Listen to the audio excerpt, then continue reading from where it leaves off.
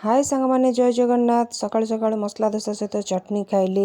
Lunch रे आज साधा जेहेतु बनई कहीं सोमवार थिला तो से साधा बनई साधा बनई लंच रे खाइलु। संध्यारे ता पापा आसला बेलू आइसक्रीम नहीं आसते के 3टा आइसक्रीम कि से देखिए कौटा खाइब कन्फ्यूज हो कौटा खाइब बोली सबको नहीं देखीदे कौटा खाइब कि लास्ट फाइनाल तार चूज कला जेहेतु चॉकलेट फ्लेवर पसंद तो से चॉकलेट वाला आइसक्रीम से खाइला।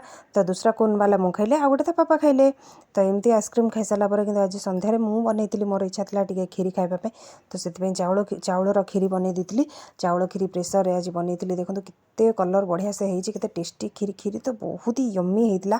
तो संगे संगे बाढ़ी आनी हो सारापर ठंडा है मो झील को आनी टेस्ट करेली केमी धन देखिए कहलु।